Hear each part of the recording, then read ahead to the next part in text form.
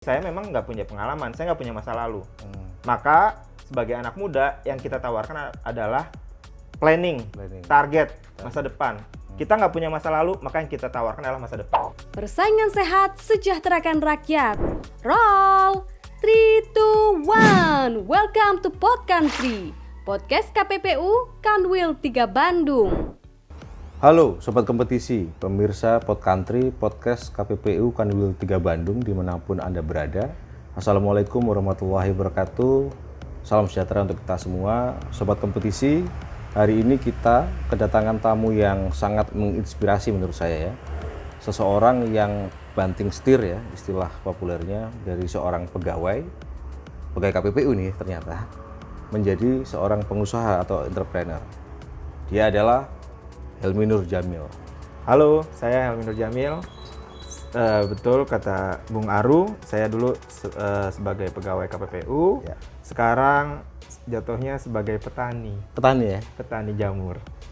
Oke, Sobat Kompetisi, nanti kita akan kulik-kulik ya tentang apapun lah ya, tentang latar belakang dan kemudian kenapa sih seorang pegawai KPPU, investigator KPPU, banting setir beralih profesi dari seorang pegawai menjadi pengusaha. Walaupun tadi beliaunya mengatakan petani ya. Oke, Mas Helmi, apa kabar nih? Alhamdulillah baik. Sehat ya? Alhamdulillah sehat. Alhamdulillah. Oke, Helmi mungkin bisa diceritakan ya kepada Sobat Kompetisi, pemirsa Pod Country, sebenarnya latar belakang dulu sehingga beralih ya, berhenti atau resign dari kantor kemudian menjadi seorang petani. Itu seperti apa nih ceritanya? Iya, memang sebelumnya saya cukup lama juga dari 2011 sampai kemarin terakhir 2020 bulan Maret tepatnya. Jadi belum lama-lama juga. Nah, ketika itu saya berpikir sebetulnya inspirasi itu datang ketika saya lagi exchange ke Eropa, tepatnya ke Belgia. Inspirasi Tugas kantor ya? Tugas kantor betul. Kalau untuk pribadi, saya berpikir ketika itu ini nih kalau misalkan saya cerita, kalau misalkan ini teman-teman tanpa menskreditkan siapapun begitu ya. Kalau kita jadi pegawai, itu kan kita kerjanya itu emang udah ada paten-patennya, udah ada kotaknya lah, ada kotaknya.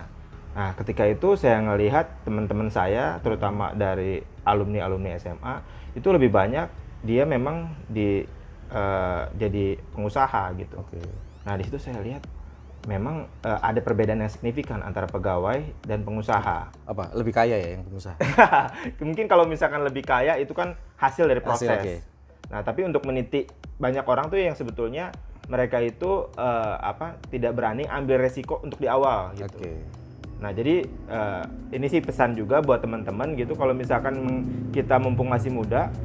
Jadi ada selalu ketika saya sebelum memutuskan resign, saya ini berkunjung ke beberapa petani senior. Nah, itu untuk apa? Itu untuk supaya kita mendapatkan pandangan-pandangan. Nah, di situ saya mendapatkan satu quote yang menurut saya ini menarik.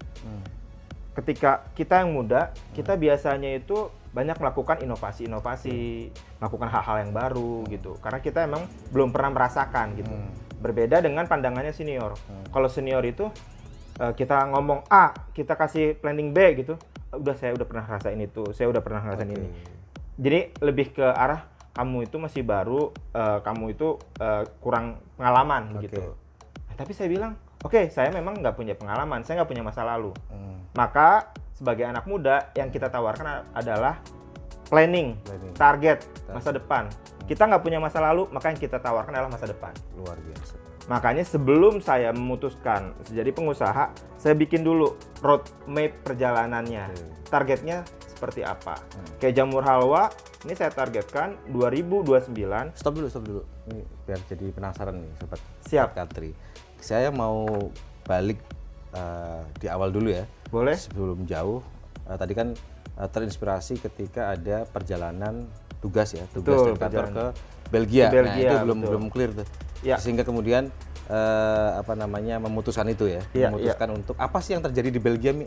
Iya, apa sih yang terjadi di Belgia? Sebetulnya banyak banget. Tapi yang paling menarik di Belgia itu udah ada tingkatan-tingkatan yang memang menurut saya itu jadi mudah kerjanya teman-teman di KPPU. Salah satu contoh, di sana ada yang namanya statement proses. Artinya ketika si pelaku usaha nih melakukan pelanggaran atau melakukan kejahatan, kan kalau kartel di sana kejahatan gitu ya. Nah, terus mereka ngaku, terus mereka kita nggak mau perpanjang karena di proses bisnis itu waktu adalah uang kan. Nah, begitu prosesnya bisa cepet, ya udah selesai dengan ada udah standar minimum denda. Jadi nggak usah repot-repot pembuktian apa segala macam. Itu kan makan waktunya lama sekali. Nah, menurut saya itu sangat efektif. Nah, itu yang pertama. Terus ada lagi proses yang kedua, kalau itu berarti dari sistem hukum dong. Sistem hukumnya, dan kita kan belum punya itu ya. Belum punya. Terus leniency juga ternyata sangat efektif di sana. Jadi hampir kalau nggak salah 90% case di sana itu dari leniency. Oke, jadi sobat kompetisi mau saya jelaskan sedikit ya. Yang disampaikan oleh Mas Helmi ini yang terkait leniency itu dikenal di otoritas persaingan usaha di dunia ya umumnya, itu istilahnya adalah leniency program. Bahasa sederhananya semacam pengampunan lah. Kalau ada pelaku usaha yang diduga melakukan pelanggaran, kartel misalnya, kemudian ada pengakuan dari pelaku usaha yang diduga melanggar kartel itu, maka ada program pengampunan tadi, leniency program kepada pelaku usaha yang ngaku kepada otoritas. Jadi kalau misalnya sederhananya kalau pelaku usaha itu ngaku dan insaf, nah, maka akan ada banyak program-program yang bisa diberikan oleh otoritas. Misalnya bisa dihilangkan dendanya atau dikurangin dengan nilai yang sangat signifikan. Macam-macam di otoritas persaingan usaha yang diterapkan ya. Tetapi intinya adalah ini semacam program pengampunan. Ya, lanjutkan. Ya, jadi ketika itu saya lihat ini kerjanya teman-teman di sana tuh tidak terlalu berat seberat di Indonesia. Efektif banget. Jadi ketika datang ya kan lapor bahwa ada kejadian begini, ini dikategorikan sebagai pelanggaran atau bahkan kartel, ya kan? Itu udah termasuk sama bukti-buktinya, bukti permulaan. Jadi yang laporin pertama kali dia langsung bisa 0. Tidak didenda. Ya, tadi ya leniency program tadi ya, kalau yang pertama 0. Nah, jadi kita tuh sebagai penyidik atau investigator itu bisa gampang menemukannya gitu. Jadi nggak perlu karena ada pengakuan tadi. Betul, karena ada pengakuan. Nah, saya pikir, wah ini sih kalau begini ceritanya gampang banget di sana gitu kan. Nah, makanya pas begitu mereka juga coba konfirmasi di Indonesia seperti apa. Nah, ini keblenger kita yang jawabnya ini gimana ya kan. Sampai mereka bilang, loh kok kalau begitu caranya kok ada kasus di sana ya gitu. Karena kalau di sana baru ada kasus kalau ada yang ngaku. Betul. Ada yang masuk program leniency tadi. 90%. Jadi 10% ini kayak ya mereka juga kerjanya udah disibukkan sama 90% yang pada report, lapor, ngaku gitu kan. Jadi emang enak banget, dan di sana kan enggak, itu mungkin program leniency program itu sependek yang saya tahu ya, yang saya baca di beberapa jurnal atau kemudian di otoritas negara lain, itu menjadi efektif karena nilai denda yang bisa dijatuhkan oleh otoritas persaingan usaha itu tinggi. Sehingga kalau dilihat dari sisi untung rugi, pelaku usaha akan menghitung akan lebih menguntungkan jika ngaku ya. Sementara denda di KPPU kan maksimal cuma 25 M. Karena di sana juga ngerinya denda di sana tuh nggak main-main. Jadi 10% dari nilai dia omset dunia. Bukan Eropa lagi, jadi dunia dihitung. Jadi sales dunia worldwide. Karena kan kalau Uni Eropa itu kan even itu dia melakukan kartelnya katakanlah let's say di Eropa lah. Let's say di Eropa memang harus di Eropa kartelnya. Cuman dendanya itu dihitung omsetnya. Karena untuk menentukan dendanya itu. Luar biasa ya. Nah, makanya mengerikan. Jadi kalau mereka ngaku nih, ini kita kartel nih ceritanya kan. Nah, saya untuk ngebunuh kompetitor, saya ngaku aja duluan. Gitu jadi efektif banget. Jadi serem-serem ngeri-ngeri sedap. Ini begitu mau kartel ini berkhianat nggak nih? Nah, iya betul. Ada sistem yang diterapkan di otoritas persaingan usaha di sana, itu menurut Helmi sangat efektif. Sangat efektif sekali. Tapi belum ngejawab juga inspirasinya ke arah mana nih nyambungnya sehingga menjadi seorang entrepreneur gitu loh. Ada missing link di situ ya? Nah, ada missing link di situ. Nah, emang What happened di Belgia? Jadi saya waktu itu dambain buah hati, alhamdulillah dapat kembar gitu kan. Nah, ternyata mereka baru lahir, baru kalau nggak salah umur 2 bulan 3 bulan gitu. Saya disuruh pergi, walaupun memang cuma 3 bulan. Ketika itu 3 bulan di Belgia, tapi kerasa banget itu. Kerasa banget, dan di situ mikir. Karena kan saya waktu itu berpikirnya yang paling saya sedih itu ada kalau kita doa kedua orang tua kan, kita doa itu bunyi doanya itu sangat ini kalau kita hayatin betul-betul. Jadi kan sayangilah kedua orang tua sebagaimana mereka menyayangi kita di waktu kecil. Nah kalau waktu kecil saya ninggalin terus, waduh itu doa kayaknya serem banget buat saya. Ntar bisa-bisa nggak Iya bisa dibalik orang dia waktu kecil nggak nyayangin gue. Nah gitu. itu doanya kok serem banget ya, saya bilang. Aduh. Akhirnya ya udahlah. Saya dari situ kayaknya saya harus coba berpikir gimana. Ya kan kita tanpa munafik, kita kerja kan buat keluarga juga, betul. ya kan buat anak istri juga gitu kan. Ya terlepas ya ujung-ujungnya memang buat bangsa negara, tapi kan itu jangka panjangnya ya kan. Jangka pendeknya pasti buat keluarga dulu. Gitu. Oke, artinya peristiwa di Belgia waktu itu hampir berdekatan ya. Betul. Dengan lahirnya Buah Hati. Iya. Dan Helmi berpikir bahwa ini kok saya seolah-olah nggak punya waktu gitu ya. Iya, apalagi betul. sebelum berangkat ke Belgia pun itu hampir nggak ada jeda karena saya juga kita pernah mengalami menjadi seorang investigator. Betul. Memang pekerjaan loadnya itu luar biasa, tekanannya juga luar biasa. Bahkan kita yang namanya investigator di KPPU itu nginep di kantor itu hal yang biasa. Iya, sesuatu yang sesuatu yang lumrah. Sehingga hal itu yang kemudian menjadi salah satu penyebab Helmi untuk memutuskan resign. Nah, iya, persoalannya nih, tidak takut nih, Mi? Takut misalnya, ini kan Helmi sebagai seorang kepala keluarga tentu membutuhkan yang namanya pendapatan ya, pemasukan. Ketika resign kan berarti nol nih. Betul. Tidak pasti dihitung ya, resiko-resikonya. Gimana nih mempertimbangkannya? Jadi kalau menurut saya setiap perjalanan hidup itu pasti ada risikonya. Even kita sebagai pegawai. Jadi pegawai pun mau di swasta atau kan banyak juga orang tua berpikir kalau misalkan anak PNS atau kerja di government udah aman gitu ya. Dapat pensiun segala macam. Cuman itu akhirnya membuat zona nyaman. Jadi saya juga pelajarin kok. Jadi saya ngelihat teman-teman saya yang alumni SMA atau kuliah, mereka tuh ada yang emang udah ke atas banget, ada yang rata-rata air gitu kan. Nah itu yang rata-rata air banyaknya itu ada di zona nyaman. Zona nyaman dan pegawai zona aman. Tadi ya? Pegawai tadi. Karena tadi betul kata Bung Ardo kan, kalau misalkan kita jadi pegawai, pendapatan tuh udah fix. Sudah pasti dapat, anak istri udah pasti makan. Gitu ceritanya. Untuk standar lah ya. Standar pegawai. Standar hidup. Ya, standar hidup lah. Ya. Cuman ya menurut saya ada kalanya juga kalau kita lagi apes-apes nih kayak masa pandemi gini kan, banyak yang kena PHK. Bahkan juga di government juga dikurangi anggarannya, segala macam kan. Toh juga itu artinya ya tidak melulu kita dapetin di fixnya tuh nggak benar-benar fix gitu. Ada naik turunnya juga. Cuman resikonya mungkin yang agak berbeda. Tadi sorry nih saya potong ya. Tadi kan menceritakan tentang melihat pengalaman dari teman-teman SMA. Tadi ada yang tinggi banget, tapi kebanyakan yang rata-rata air. Nah, saya mau combine pertanyaannya menjadi seperti ini. Tadi saya mau tanya dari sisi risiko ketika memutuskan untuk resign. Nah, pernah nggak memperhatikan misalnya menjadi seorang pengusaha ini kan nggak mudah. Betul. Tentu banyak sekali yang gagal menjadi pengusaha. Nggak takut? Iya, oke. Ini pertanyaannya emang menarik. Kalau misalkan dibilang nggak takut, takut. Tapi kalau misalkan dibilang nggak berani, saya kalau misalkan dibilang ada orang ngomong, lu berani nggak sama lu takut nggak? Saya lebih cenderung ke berani jawabnya. Oh gitu. Karena gini, kalau misalkan kita kepala keluarga aja kita yang nggak berani, apalagi yang lain, gitu di keluarga itu pasti jadi takut semua kan, ngambil apa-apa keputusan takut apa segala macam. Ketakutannya apa? Yang dipikirkan pada waktu itu ketika resign, ketakutannya apa sih? Nah gini, ketakutannya adalah ketika saya nggak punya target sebenarnya. Target saya nggak realistis, gitu. Makanya sebelum saya putus mengundurkan diri, saya tuh harus betul-betul punya planning dulu. Planning nih yang paling penting sebetulnya. Yang tadi mau diceritakan tadi. Betul. Jadi kita bikin yang namanya roadmap dulu nih. Jadi kita ada gambaran.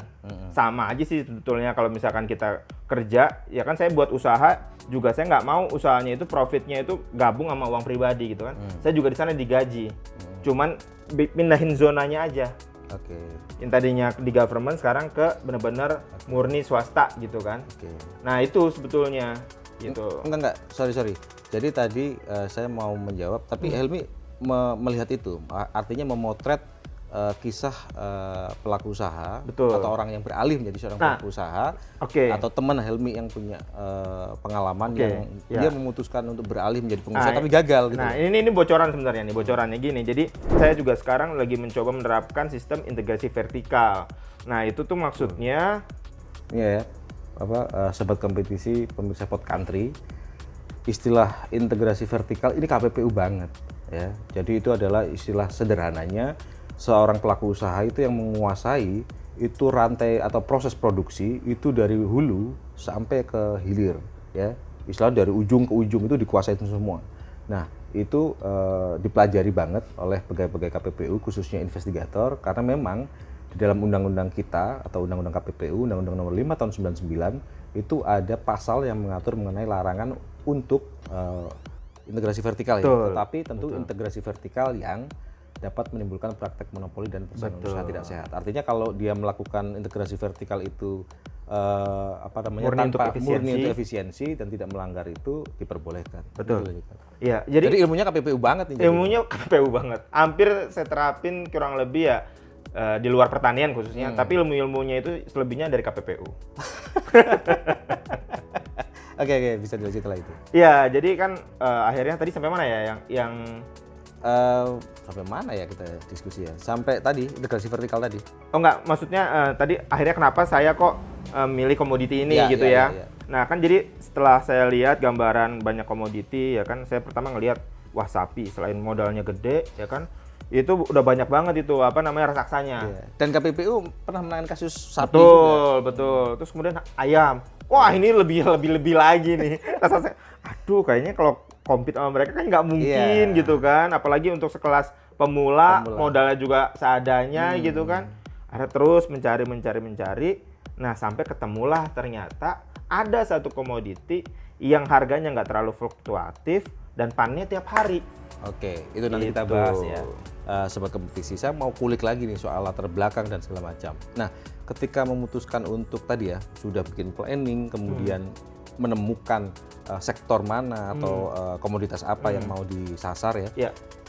Kenapa nggak ada pikiran untuk bahasa Jermannya itu disambi? Oh, disambi. Ya, ini sebetulnya bukan nggak pernah coba, pernah. Jadi di tahun 2011 itu saya udah merintis sebetulnya. Saya ini senang sebenarnya budidaya. Jadi waktu itu saya budidaya ikan sidat. Ya. Ya kan, itu kalau misalkan bahasa kerennya kan unagi, kalau bahasa Jepangnya ya kan itu mahal tuh komoditi itu. Kayak belut tapi bukan belut. Nah, kayak belut tapi bukan belut. Nah, betul. Nah, dari 2011 di 2014 saya ekspor ke Korea. 2014 itu ya? Ekspor ke Korea, dan itu kalau misalnya ngomongin pendapatan ya udah jauh kalau sama gaji. Nah, ketika itu saya sempat memutuskan mau resign. Ternyata dalam bisnis itu butuh fokus yang memang totalitas. Karena hampir, coba deh baca biografi pengusaha-pengusaha sukses itu, nggak ada mereka double job. Jadi pengusaha sukses apa gitu, sekaligus misalkan pegawai mana gitu, nggak ada. Hampir nggak ada gitu. Bahkan kalau ada pun, oke lah mereka rangkap jabatan, tapi sama-sama CEO. Gitu. Jadi nggak ada sama-sama di dunia bisnis. Nah, sama-sama dunia bisnis. Jadi nggak ada yang gimana ya, orang ibaratnya kalau kita mau pergi ke Bandung gitu kan, kita bisa sekalian, cuman kalau misalkan kita sekalian biasanya itu cepat nyampainya itu lebih cepat yang langsung dibandingin kita misalkan mampir dulu ke Bogor, mampir dulu Cianjur kayak gitu kan, itu kan sambilan. Nah gitu, itu sebetulnya yang menurut saya bukan yang nggak bisa, cuman kalau kamu mau sukses, kamu mau cepet nyampe kesuksesan itu, ya kamu harus fokus totalitas di sana gitu. Karena saya ngalamin betul waktu ketika jadi pegawai kan, ada klien misalnya nih mau ngajak ketemuan di weekdays. Kita kan harus mohon maaf Pak, nanti aja di weekend. Di weekend dianya nggak bisa. Nah, itu kan akhirnya kita buang kesempatan. Betul. Ya gitu. Ada kesempatan-kesempatan yang potensial dan itu bisa terbuang gitu ya. Betul. Oke, jadi akhirnya memutuskan ya sudah menjadi pengusaha ini tidak bisa sambil lalu gitu ya. Betul. Tidak bisa dilakukan sambilan gitu lah. Betul, karena saya buat planning juga uangnya bukan sambil lalu gitu. Jadi kalau misalkan gini, tadi kan Bung Aru tanya, kan kalau di KPPU udah dapat fixed income. Betul. Nah, terus plus lagi ya. Nggak takut itu hilang gitu kan. Nah, makanya sebelum ketakutannya itu, ya kita bikin lagi sesuatu yang memang sifatnya udah kita planning dan itu melebihi gitu. Walaupun masih planning ya, tapi ada jadi Target tahun itu. sebetulnya tantangan juga waktu itu adalah ketika istri yang tanya, kamu di KPPU dapat segini, emang usahamu ngasih berapa? Nah itu juga. Jadi paling nggak kalau misalnya nggak bisa lebih dari KPPU ngapain resign Nah gitu ya? itu wajar banget sih, Wajar ya. wajar banget. Untuk seorang istri. tentu. Betul. Nah makanya saya bilang ya udah. Jadi waktu itu misalkan saya kasih segini. Jadi waktu di ada KPPU, ketakutan juga ya? Hmm. Ada ketakutan apa istilah ada uang abang disayang. Nah, ntar Nggak ada ditendang uang. gitu. Iya iya. Oke iya, oke, iya. terus. Ya udah akhirnya kita bikin planning ya kan, kita bikin ya gaji kita kalau misalnya kita resign digaji sekian. Oke. Nah dan itu lebih tinggi. Jadi buat ngasih buat istri pun lebih banyak kayak gitu. Oke. Nah akhirnya ya udah. Dan itu dijelaskan ke istri. Nah itu jelasin juga gitu. Jelasin dan emang harus direalisasikan gitu. Nggak cuma planning gitu. Itu sebenarnya yang ingin saya tanya sebenarnya. Hmm. Maksud saya itu pertanyaan saya itu rencananya saya mau tanya itu apa reaksi dari keluarga ketika kemudian Yap. Helmi memutuskan itu, tapi tadi salah satunya adalah istri tadi ya Betul. sekarang ya. Sebetulnya banyak sih yang menentang, termasuk juga dari orang tua juga ada. Kan kasarnya gini. Karena Helmi kan cukup eksis juga di kantor, sering Betul. tampil di TV, Betul. diwawancara di media Iya. gitu kan. Jadi orang keluarga mungkin wah seneng kan, Iya. apa namanya ada anggota keluarganya yang eksis di media, di kantor juga eksis karena memang pekerjaannya itu. Terus Memang waktu itu juga ibu ya, terutama ibu tuh. Pas begitu minta izin, Bu, saya mau resign gitu. Kaget juga. Aduh, sekolahin tinggi-tinggi, sarjana hukum, magister hukum, ujungnya jadi petani gitu kan. Aduh, gitu kan. Terus pas ditanya, komoditinya apa? Jamur. Aduh. diulangi lagi sarjana hukum, Sarjana hukum, magister hukum, ujung-ujungnya jadi petani. Petani. Saya bilang, iya, karena kurikulumnya kurang di sana. Kenapa? Nggak ada hukum rimba sama hukum alam. Jadi saya sekarang nih mau lagi itu, dua itu, hukum rimba sama hukum alam lagi dipelajari gitu. Oke, ibu bilang gitu. Nah ibu bilang gitu, tapi kan saya bilang, begini loh Bu, ini planningnya saya jelasin planningnya, begini. Baru di situ kebuka, oh jadi bukan sekedar bercocok tanam, abis itu jual. Oke. Nah di situ udah mulai, ya udah, karena saya percaya betul ketika ada ridho orang tua, di situ ada kesuksesan gitu. Oke, jadi artinya awalnya ada keberatan, tapi setelah dijelaskan beliaunya mengerti. Mengerti. Kalau istri tadi ya, Ya. istri tadi, emang kamu nanti rencana apa planningnya mau dapat berapa nih? Nah, kalau mau resign? gitu. Nah, itu dijelaskan juga. Dijelasin juga gitu. Bisa menerima istrinya. Ya kalau sekarang bisa nerima. Enggak dulu. Kalau dulu belum. Oh, belum. Jadi Makanya tanpa ridho ada- istri nih. Ah, sekarang ridho sekarang. Gitu. Oke, tadi Helmi sempat menyinggung bahwa banyak tokoh-tokoh ya yang terinspirasi. Nggak ada tuh tokoh yang sukses itu dia sambil lalu. Sambil lalu nggak Itu ada. nggak ada. Ya. Nah, siapa sih tokoh pengusaha nih atau mungkin tokoh lain lah yang menginspirasi Helmi untuk menjadi seorang pengusaha?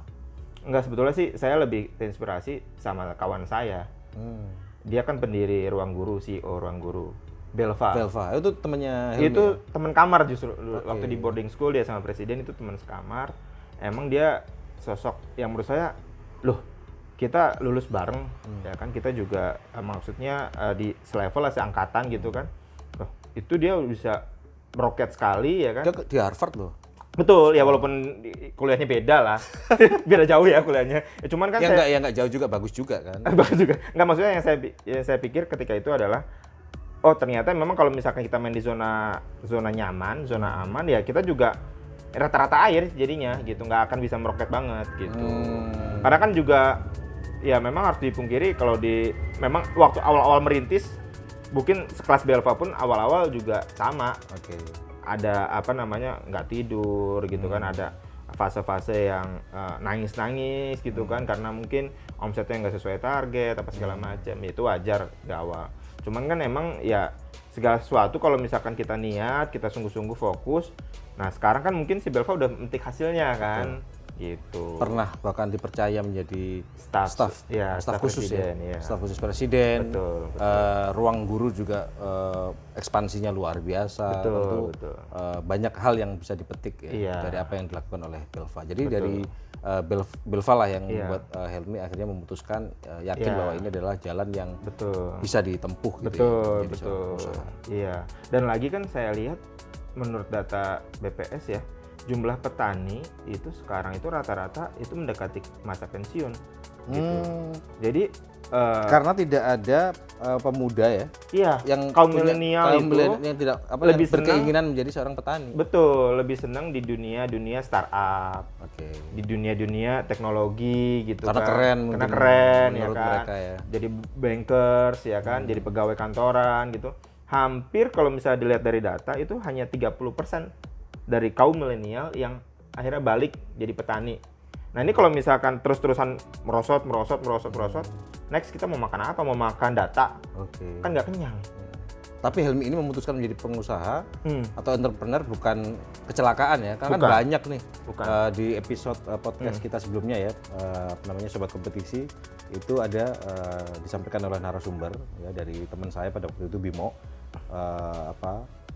banyak mengatakan bahwa sebenarnya banyak pelaku usaha itu yang terjun menjadi seorang pelaku usaha karena kecelakaan, ya kan, karena nggak dapat kerja atau di PHK Betul, sehingga belum siap rata-rata. Betul.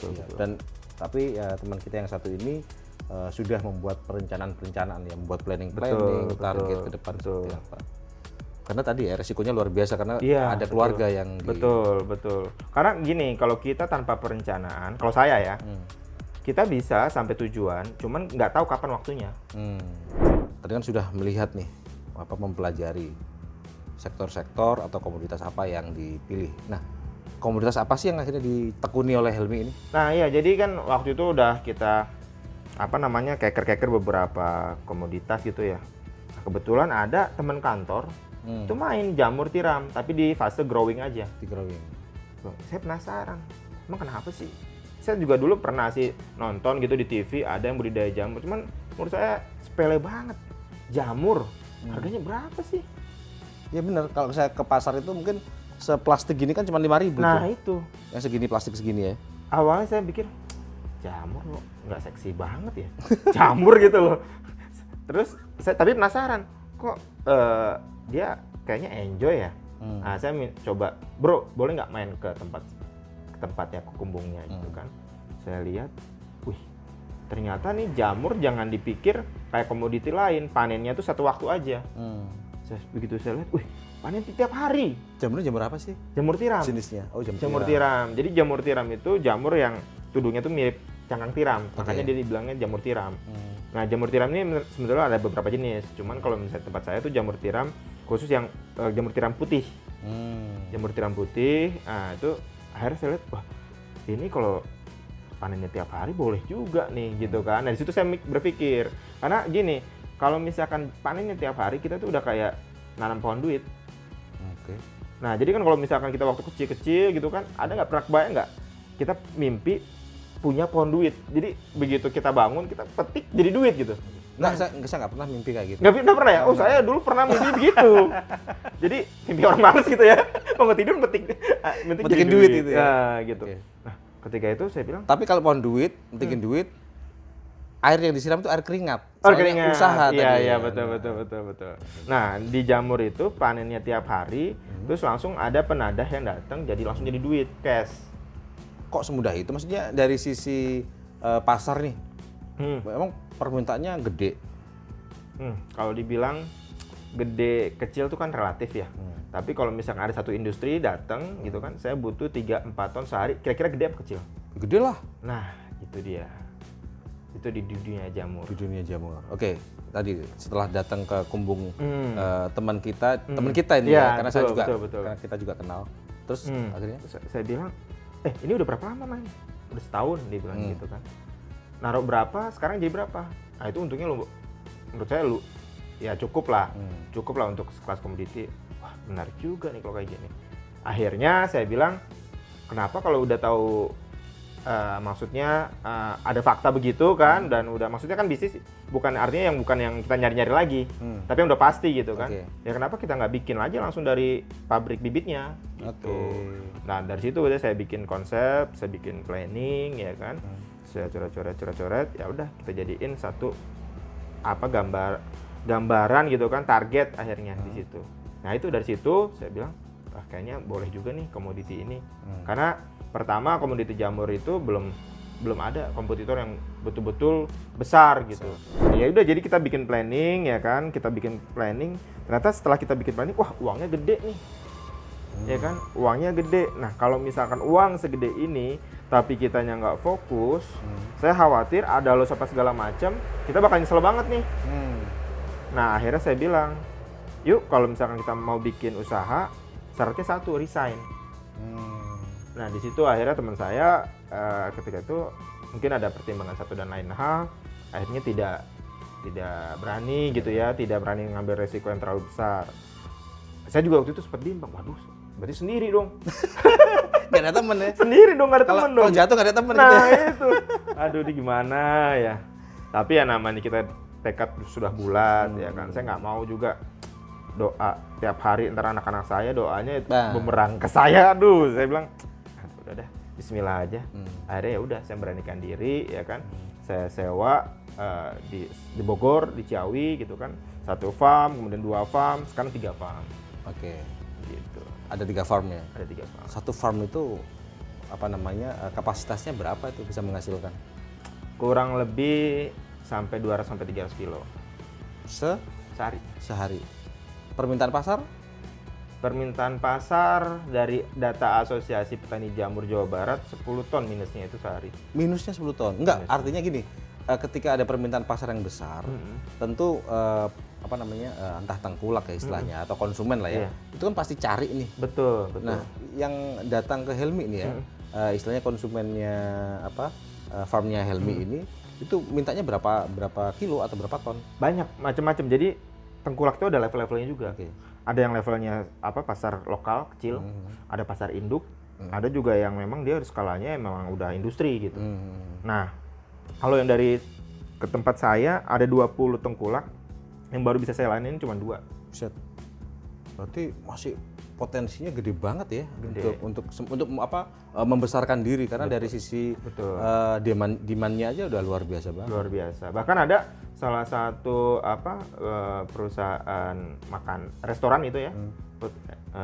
Itu dia ada jamur crispy menunya. Untuk Jabodetabek aja diminta 1 ton sehari.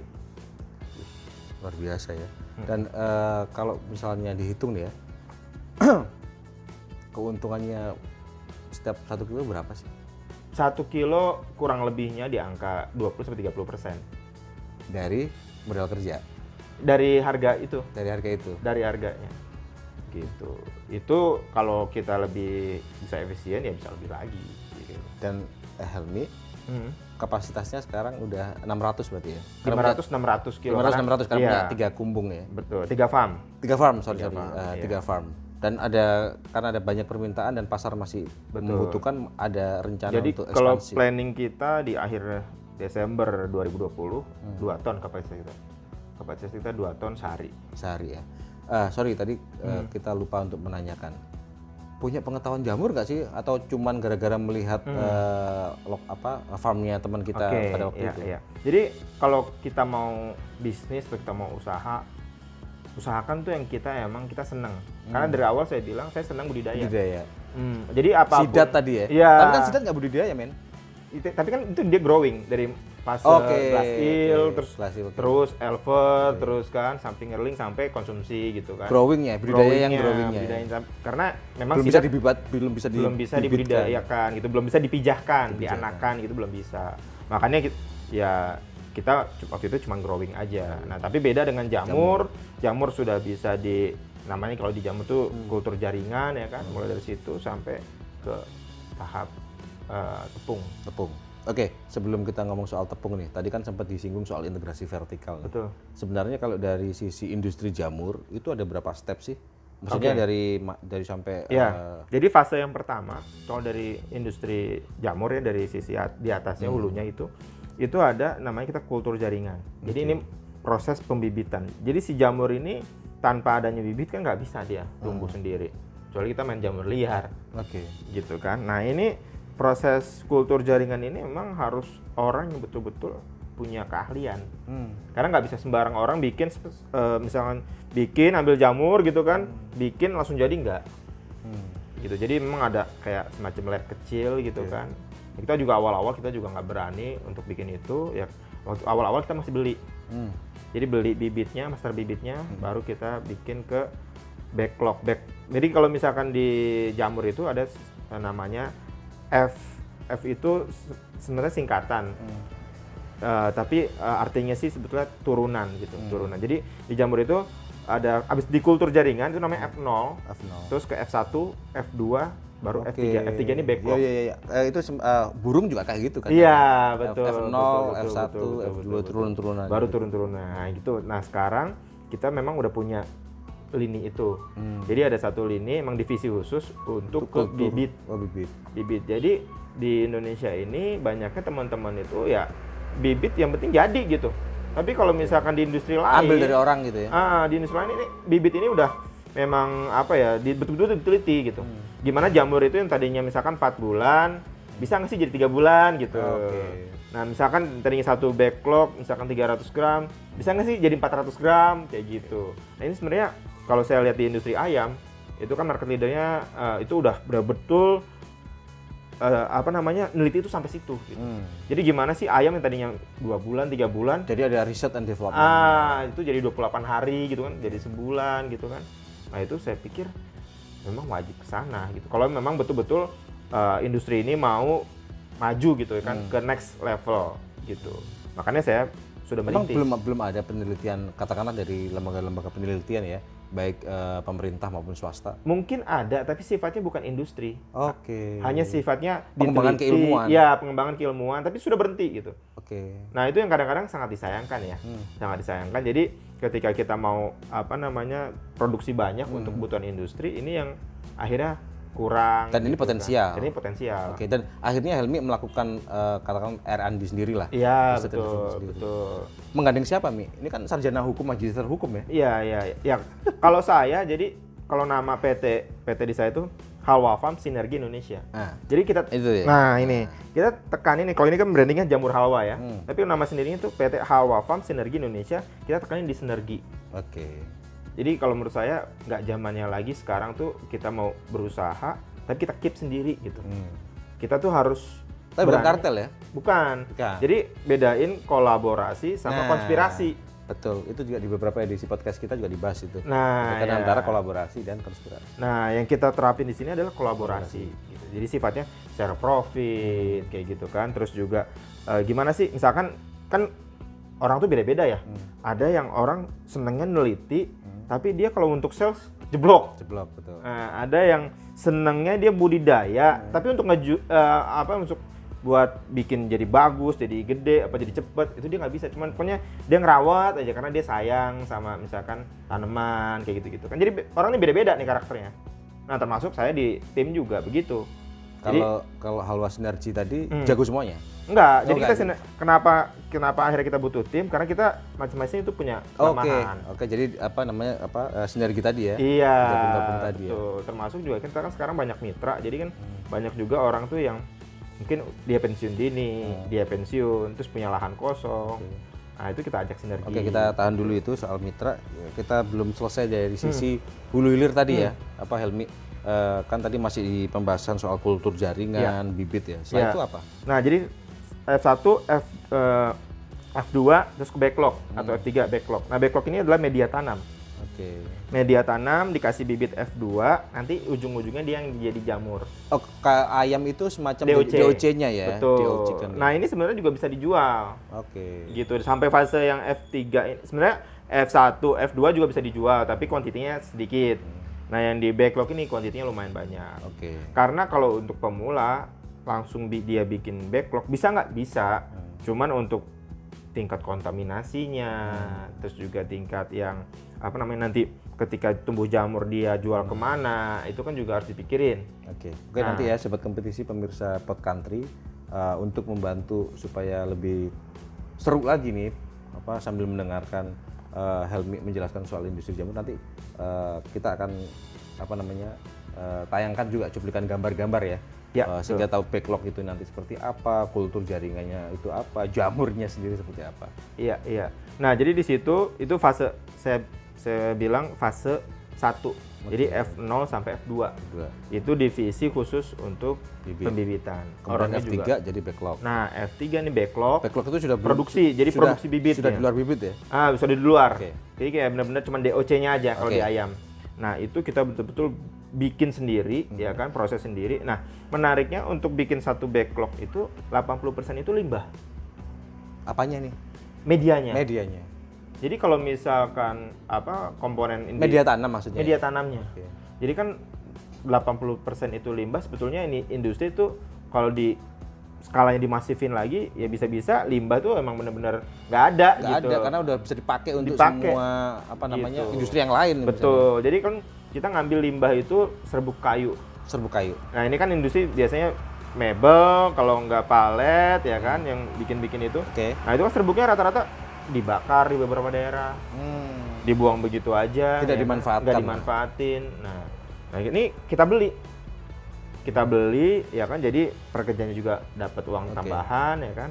Nah, itu Dari sisi lingkungan lebih sehat. lebih sehat dari sisi lingkungan gitu. Jadi kita kapasitas nyerapnya sendiri itu kurang lebih 8 ton sebulan. Untuk kapasitas saat ini ya, Untuk limbahnya. untuk limbahnya Oke. gitu. Nah, itu kita ambil ya kan, kita jadiin media tanam. Nah, jadi kurang lebih itu hampir 80% lah limbahnya. Oke. Sisanya baru nutrisi, bibit gitu. Nah, itu jadi. Nah, ini juga kita nggak keep sendiri sih. Kalau memang ada yang mau bermitra, ini kita jual. Oke. Nanti hasilnya baru kita tampung gitu. Oke. Nah, ada juga ya kita emang budidaya sendiri. Baru tahap 2-nya tuh growing. Growing. Setelah kultur setelah jaringan, pembibitan, baru Pembibitan, terus produksi backlog. backlog, Nah, baru ini growing. fase ketiganya growing. Jadi kalau growing itu biasanya kita kirim bibit tuh yang udah betul-betul miselium itu 100%. Jadi ready dia buat langsung tumbuh gitu lah.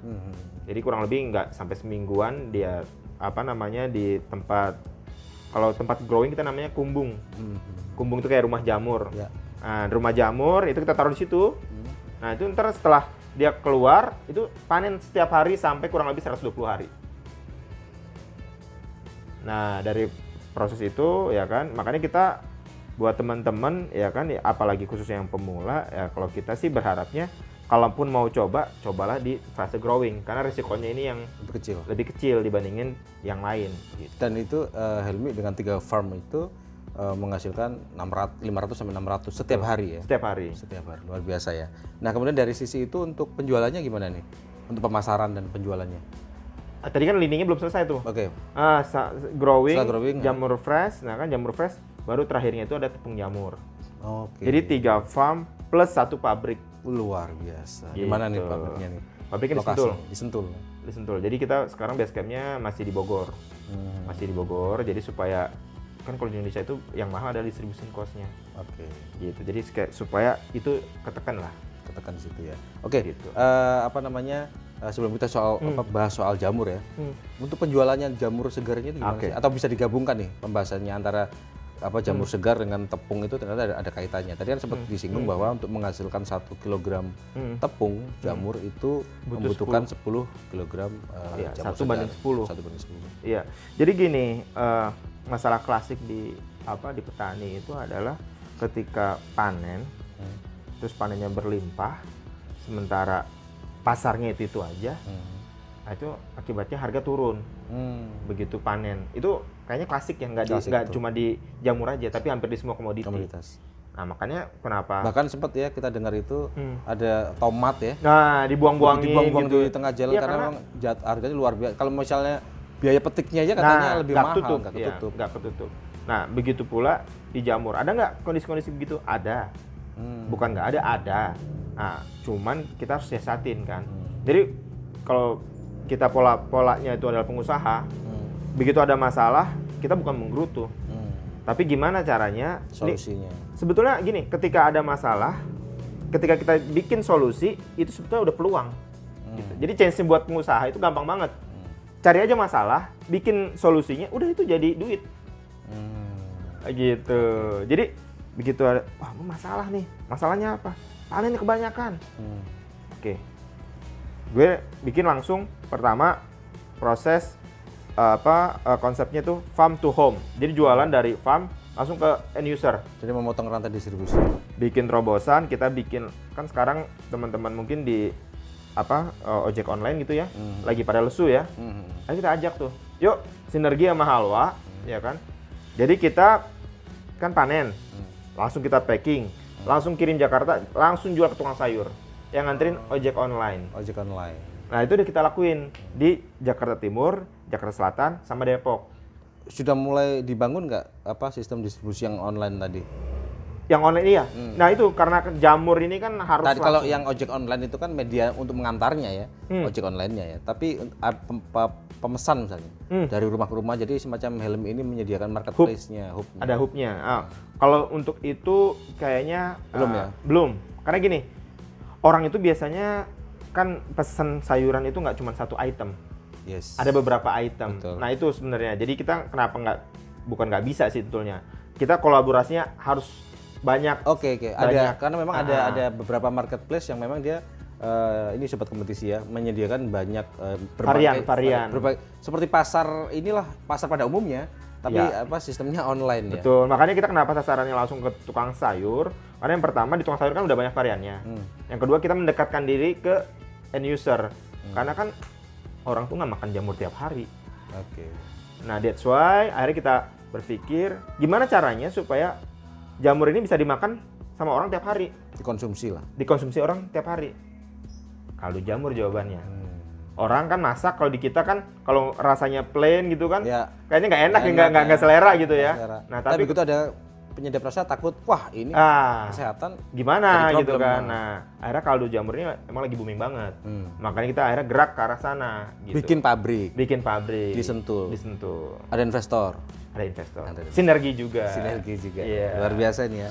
Tadi saya sempat potong terkait dengan mitra tadi ya, bermitra dengan orang-orang yang mungkin pensiunan tadi sempat di sini. Itu bisa diceritakan seperti apa sih kemitraannya dengan orang-orang? Banyaknya kan kalau misalkan, mohon maaf, ini kalau misalkan orang udah pensiun kan itu biasanya dia pengen cari kesibukan. Bukan lagi cari-cari kayak dia usaha tapi harus ngoyo ya kan apa segala macam gitu. Kita pengen kasih mereka tuh solusi.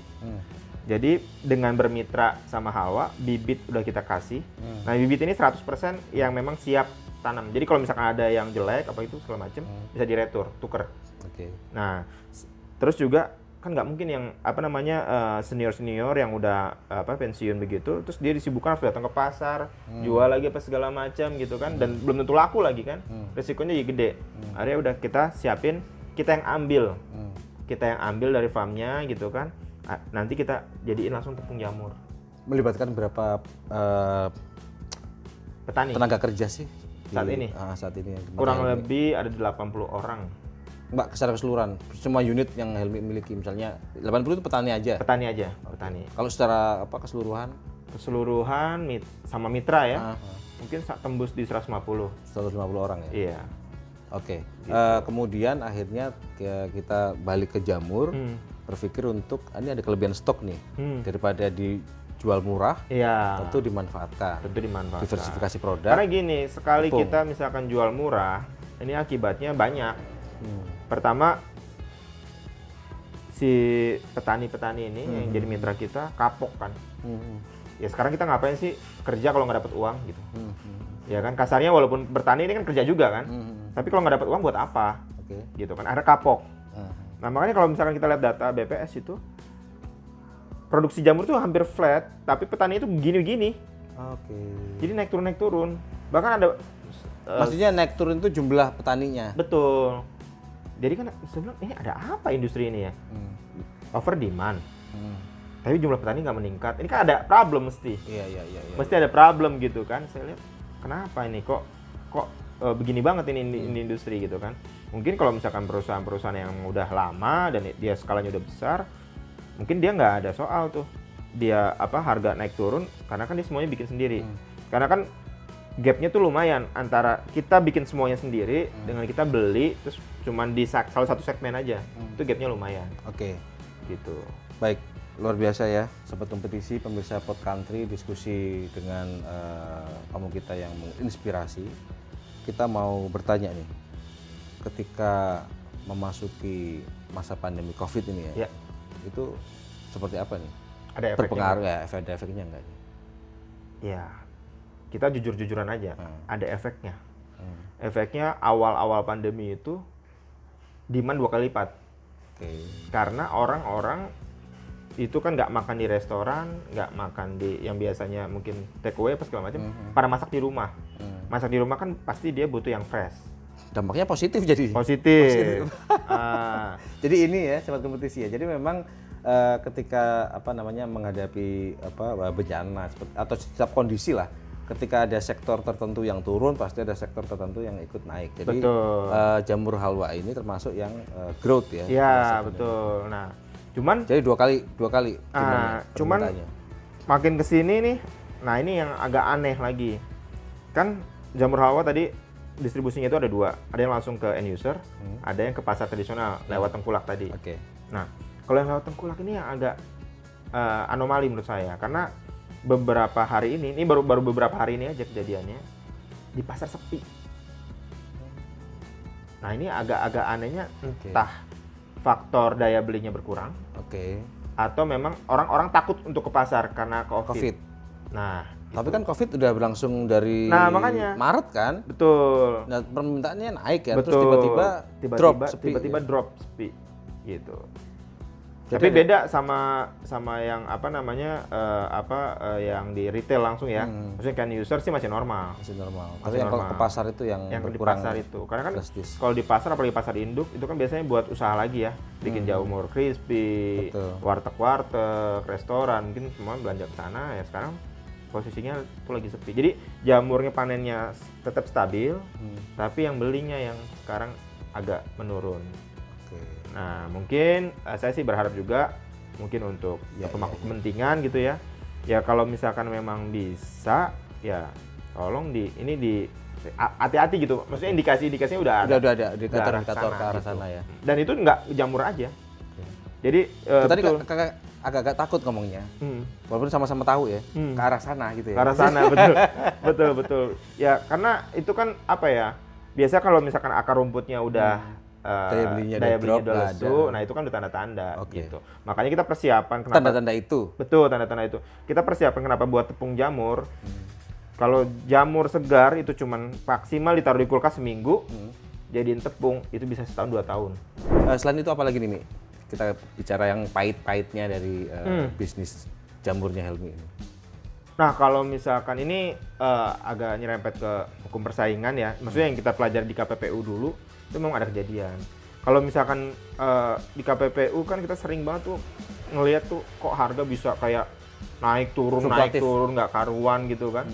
Ternyata ya saya lihat juga ada memang petani gede gitu kan, petani gede yang udah pemain lama gitu. Dia kalau panen itu udah tonase hitungannya setiap hari.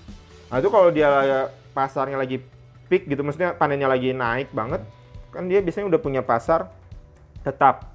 Ada pasar yang nggak tetap. Nah ini mereka banting harga di semua pasar tadi. Iya, jadi misalkan taruh katakanlah 3 ton pasar tetap mereka. Mereka panen sampai 6 ton. 3 ton ini yang penting jadi duit, bayangin. Jadi diguyur gitu ya. Diguyur, bahkan ada jamur dijual sekilo 2.000.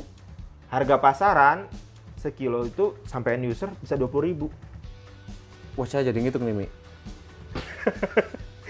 20.000 kan tadi dia cerita 30% dari harga jual itu keuntungannya berarti 6.000. 6.000 dia katakanlah tadi 500 kilo. Ya? 500 kilo. Ya lumayan ya kalau setiap hari. Oke, lanjut. Iya.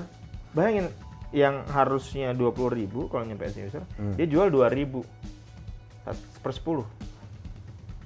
Jadi kalau misalkan ada petani-petani yang memang mandiri, ya kan, terus juga skalanya mungkin kecil, ya diguyur begitu sebulan pasti udah nggak kuat. Nah, itu yang terjadi. Gulung tikar pasti. Ya pasti. Gitu. Bahkan ada, saya dengar dari, saya nggak ngalami langsung, tapi dengar dari temen yang main ke farm, itu dia cerita, temennya itu penyiar radio, mau usaha jamur, ada modal 300 juta, cuma 2 minggu. Karena pas waktu timingnya mungkin nggak tepat, gitu. Karena ada praktek-praktek seperti tadi. Tapi Helmi merasakan itu di jamur halwa. Nah kalau di jamur halwa karena kita emang integrated farming, hal-hal seperti tadi itu bisa kita hindarkan. Salah satunya ketika pasar memang harganya lagi dibantai begitu, ya kita masukkan ke buah tepung. Buat tepung ya. Gitu. Kalau tepung kan kasarnya hari ini nggak laku, sampai tahun depan. Masa kita jualan sampai tahun depan nggak laku gitu kan? Nggak basi juga ya. Nggak basi juga gitu. Sebenarnya lebih menguntungkan mana sih jamur segar dengan tepung?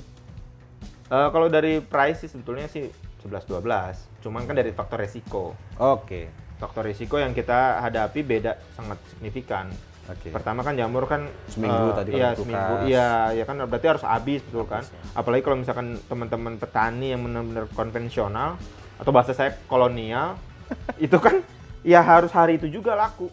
Oke, karena dia butuh duit. Karena butuh duit untuk makan gitu. tadi. Dia nggak ya maksudnya besok juga toh udah panen lagi. Ya kan? Jadi ya harus jadi duit berapapun yang penting jangan jadi angin, jadi duit. Ya Oke. udah. Padahal kalau dihitung-hitung 2.000 itu kasarnya buat beli bibit lagi belum bisa.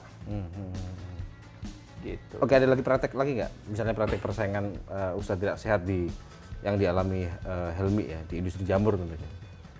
Saya rasa sih ya yang paling signifikan itu ya kalau di jamur sih sebenarnya komoditi yang pemain besarnya itu belum benar-benar gede banget nggak ada gitu. Jadi masih bisa terkontrol lah. Tapi Oke. tapi ada tapinya. Kalau misalkan teman-teman itu nggak ada sinergi, artinya nggak ada komunitas, itu yang saya bilang kekhawatiran saya tuh lebih cepet dropnya, lebih cepet bangkrutnya dibandingin kita punya komunitas gitu.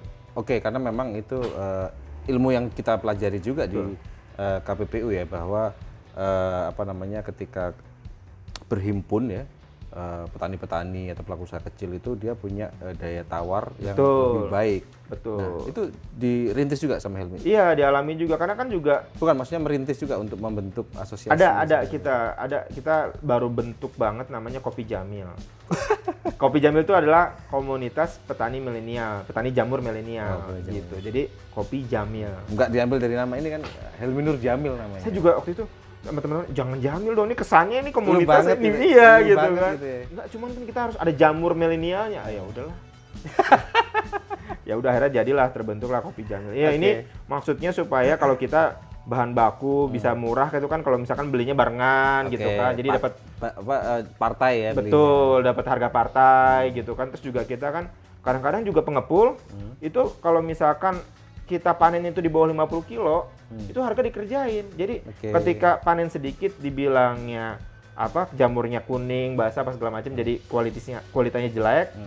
Kalau panennya banyak dibilang lagi panen raya.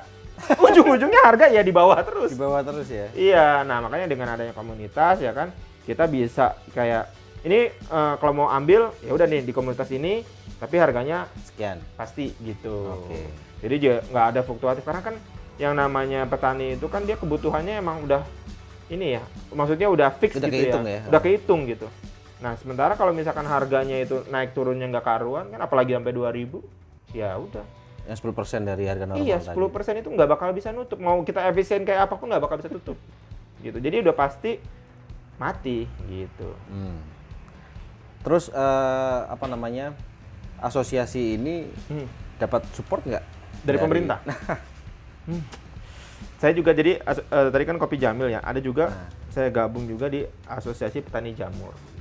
Nah, Asosiasi Petani Jamur ini general lah, ada yang udah senior di situ, ada yang masih baru gitu kan. So far dari pemerintah ini khususnya untuk jamur tiram ini belum signifikan. Artinya apa? Maksudnya kalau untuk komunitas jamur merang sepengetahuan saya itu udah ada, maksudnya dibikin kayak dibantulah alat-alat pertaniannya, dibantu pemasarannya. Nah, untuk jamur tiram ini belum sampai ke arah sana.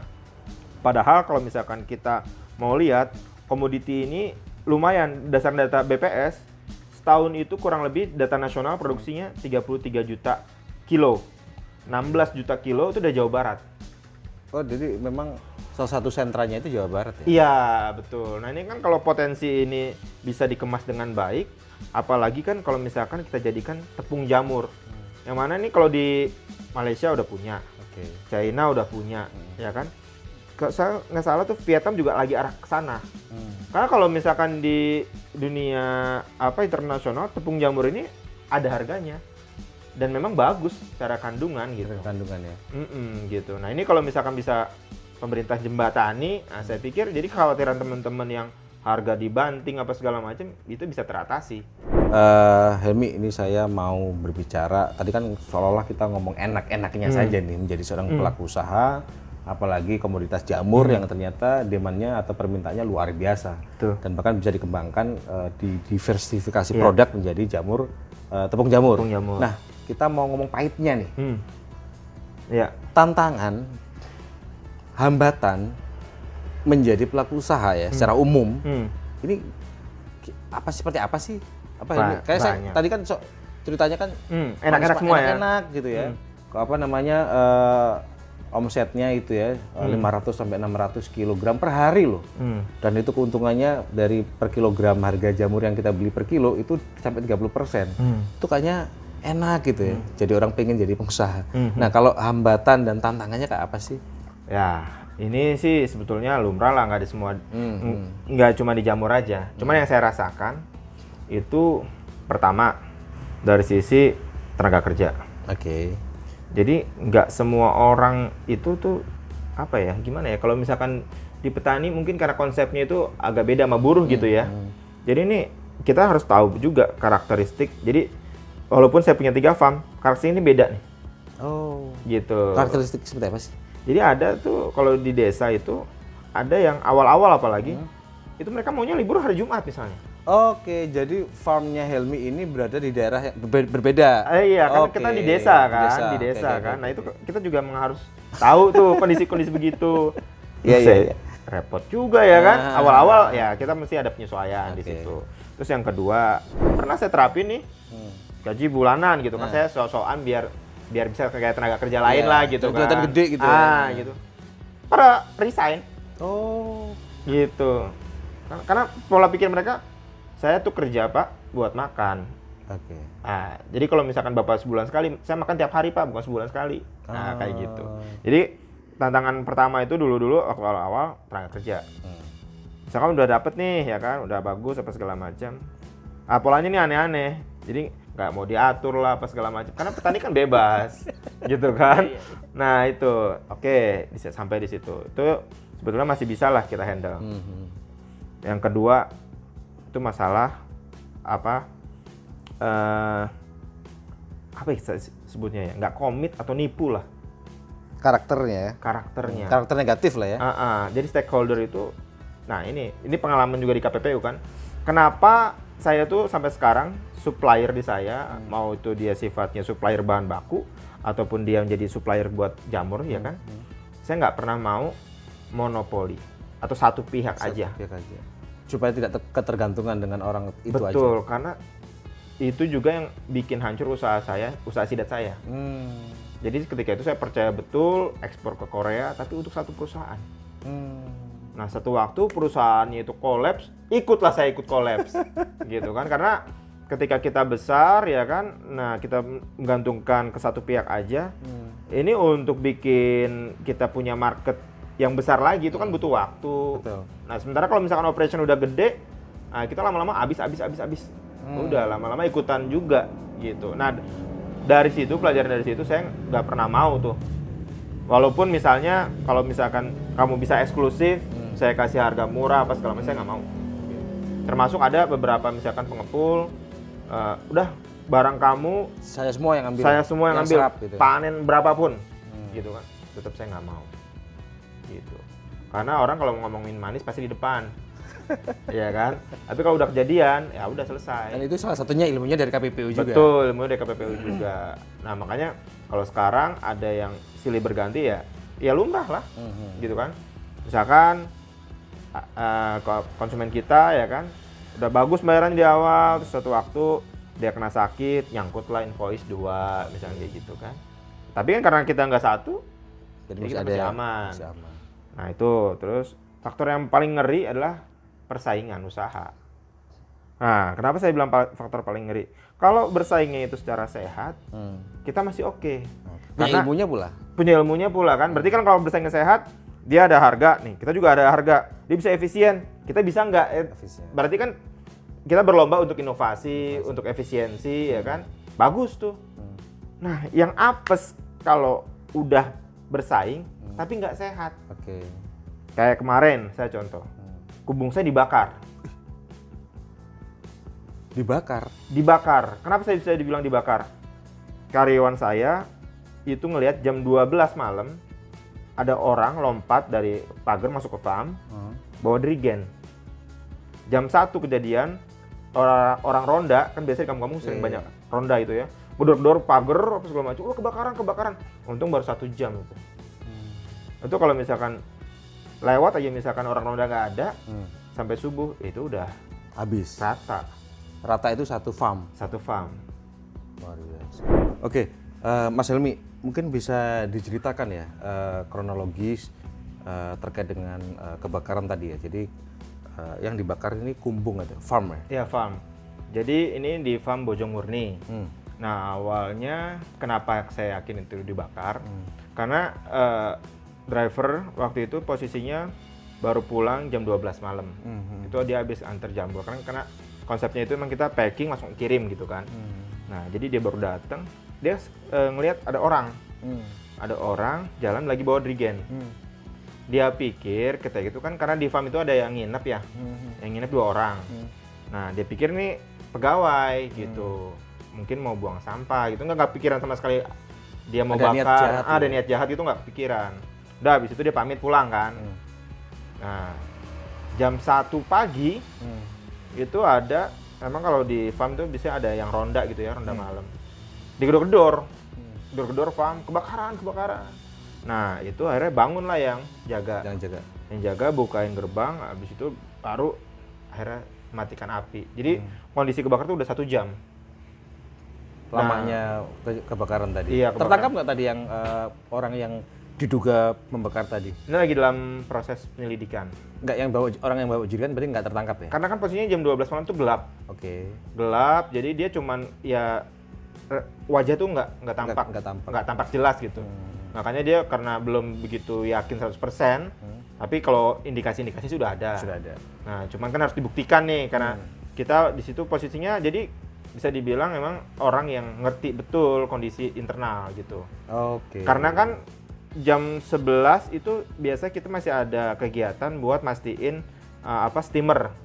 Biar nyalanya itu apinya itu pas gitu ya. Nah, berarti kan kalau misalnya dia datang jam 12, nah ini kan berarti emang udah ada sengajaan gitu, bentuk sengaja dia udah tahu timing yang orang udah tidur. Tahu sistem kerja di betul, farmnya Helmi. Betul. Ya? Nah, jadi itu mungkin karena itu dia datang jam 12, bakar, ya jam 1 udah ketahuan. Jadi udah sejam. Cuman kan kondisi farm kita kan banyaknya emang bahan-bahan yang mudah kebakar ya. Kayak kumbungnya kan bambu. Limbahnya tadi, terus juga serbuk kayu itu kan bahan-bahan yang emang mudah terbakar, habis cepet gitu habisnya. Ya udah. Karena itu ada tim ronda, alhamdulillahnya masih ketolong lah ya. Jadi nggak habis semua. Dan alhamdulillah nggak ada korban jiwa juga ya. Betul, karena keburu ketolong itu tadi sama tim ronda datangnya jam 4 ya udah selesai itu. Habis semua rata.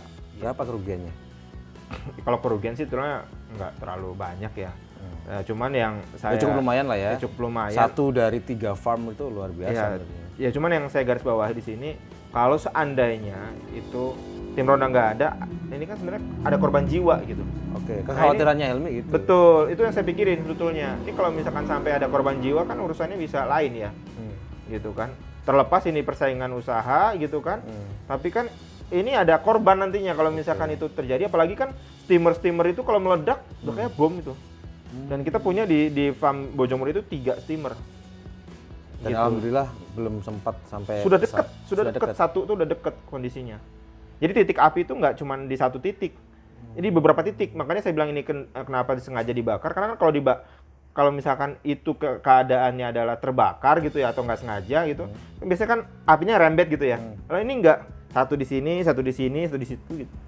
Emang sengaja disesuaikan dengan titik-titiknya. Dan sebetulnya kalau misalkan pun kebakar, kalau backlog itu kan kondisinya ada air dalamnya. Jadi kalau misalkan dibakar begini, dia susah, harus disiram dengan cairan, disiram sama bensin lah, apalah gitu kan, baru bisa kebakar gitu kondisinya. Jadi kalau saya yakin betul, dan emang waktu itu udah diolah TKP sama polisi, emang polisi juga yakin emang ini dibakar gitu. Dari sisi kondisi di TKP memang ada mengarah ke dibakar, apalagi ada dibakar. saksi yang melihat ada orang yang Iya, bawa betul, jerigen bawa gitu. jerigen gitu. Dan kondisinya kalau di berdasarkan keterangan polisi gitu ya, itu orang itu loncat dari kebun sebelah. Jadi emang sebelah farm kita tuh ada kebun. Nah kebunnya itu kondisinya memang orang tuh kalau misalkan emang ini bisa aksesnya tuh masuk lewat situ. Oke, tapi sedang diproses ya, sudah Sedang dilaporkan diproses, ke- betul. Apakah ada pesaing ini, Mi? Ya, Tanpa menyebut nama ya tentu. iya. Ya kalau saya rasa mungkin saja ya, karena kan Mungkin ya. Halwa ini kan baru banget jalan itu kurang lebih efektif di 2019 Juni. Jadi baru 1 tahun lebih ya. Oke. Nah sementara kan di sana banyak petani-petani senior yang memang bisa dibilang udah mungkin puluhan tahun begitu kan. Nah mungkin dia ngeliat wah kok Halwa bisa cepet apa segala macam gitu kan. Ya namanya orang kan kita nggak tahu ya niat-niat tertentu apa segala macam ya. Itu Oke. Jadi akhirnya memang tahu ya bahwa yang namanya dunia usaha itu memang benar-benar keras ya. Iya, ya plus minus sih ada. Kalau dapat kita partner bagus, kita dapat juga bagus itu ada. Tapi sisi lain juga kalau misalnya kita dapat Pasti ada resiko-resikonya. betul.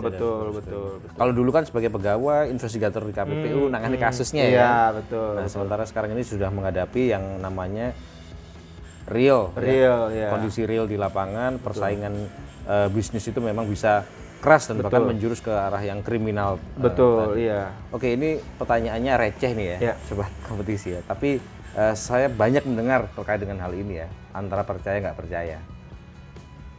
Ada gangguan dari dunia magic gitu ya? Dunia lain. Enggak, bukan magic. Ada Iya. magic hitam gitu ya? Oh iya. Ya jadi gini, ini sih sebetulnya bukan kali pertama ya. Oke. Jadi dulu saya sempat juga usaha restoran. Saya ini sering bangkrut, jadi udah sering gitu. Udah Jadi sering. bukan sesuatu orang bangkrut abis itu udah kapok usaha enggak. Jadi usaha itu ya bangkrut apa jatuh itu udah biasa gitu. Jadi saya dulu pernah usaha restoran. Itu bangkrut dikerjain orang. Oke. Dikerjain orang juga. Jadi pegawai saya itu dia pernah lihat ada orang itu naburin tanah kuburan di depan restoran. Saya masa sih gitu kan. Sampai satu kejadian teman saya itu mau mampir ceritanya. 3 kali muter nggak ketemu, nggak ngeliat. Nggak ngelihat. Nah itu ya tapi kita percaya nggak percaya ya.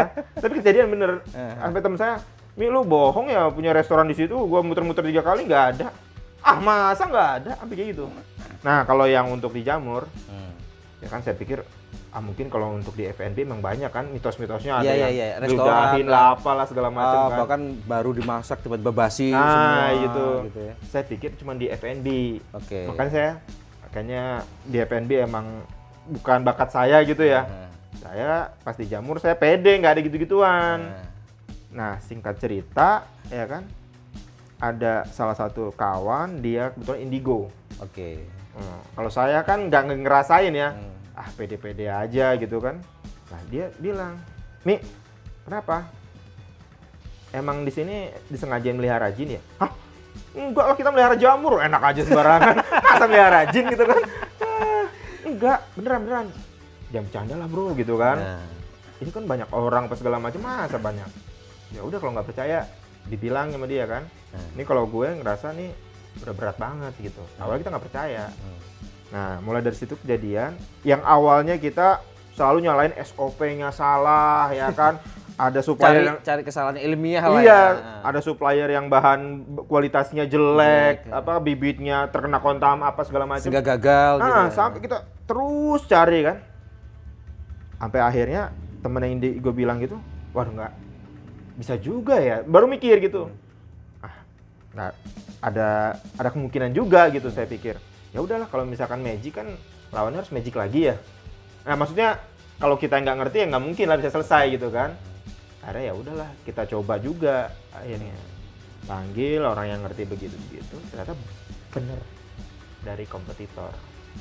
Gitu. Katanya saya sih juga nggak lihat Oke. gitu kan. Tapi akhirnya diupayakan untuk dilakukan upaya-upaya untuk menghilangkan itulah. Betul. Oke, itu singkat saja ya, karena saya juga penasaran karena kan kita tinggal di Indonesia ini kan memang banyak mendengar kisah gangguan-gangguan Betul, usaha betul. Dari sisi itu ya, Betul. dari sisi apa namanya komoditas sendiri kan tadi Helmi mengatakan Malaysia punya, beberapa negara punya, China punya, dan korporasi besar. Betul. Tadi di awal diceritakan bahwa mereka itu bahan bakunya itu impor malah. Betul. Kenapa ya kok bisa impor? Apakah memang karena saking besar kita nggak bisa supply gede-gedean gitu? Betul. Jadi gini, ada beberapa faktor sebetulnya permasalahannya. Kenapa mereka akhirnya memilih impor? Karena pertama ini budaya petani kita tuh masih tanam, tumbuh panen, langsung jual. Nggak ada kayak mau dibikin tepung atau mau dibikin apa. Karena kan itu butuh proses lagi, butuh biaya lagi, modal lagi. Apalagi untuk skala industri. Industri itu bukan masalah harga. Kontinuitas, masalah pasokan dan masalah apakah tepung jamur yang kita hasilkan itu sesuai dengan standar higienitas. Jadi kita harus punya sertifikat hygiene nggak nih tepungnya ini. Jadi kalau misalkan kita jemur, bisa nggak dijemur di bawah matahari? Bisa. Cuman pertanyaannya kemudian ini hygiene apa enggak? Gitu kan. Jangan sampai di situ ada bakterinya, ya kan? Jangan sampai di situ ternyata ada kandungan-kandungan yang sebetulnya nggak boleh untuk pangan. Karena kan yang namanya si tepung jamur ini kan bisa langsung dia buat bumbu. Betul. Ya kan langsung dimasak gitu kan. Nah, makanya ini betul-betul menjadi perhatian khusus. Makanya pabrik kita di Sentul itu mulai dari jamur awal datang sampai dia keluar semuanya perawatan stainless full. Gitu. Karena untuk memenuhi standar Iya, tertentu tadi. Jadi emang kita pakai standar import karena tujuan kita emang arahnya ke sana. Tandanya kalau kita udah bisa bersaing sama produk import, buat ekspor juga kita harusnya bisa. Kan gitu. Seharusnya bisa. Enggak, artinya begini.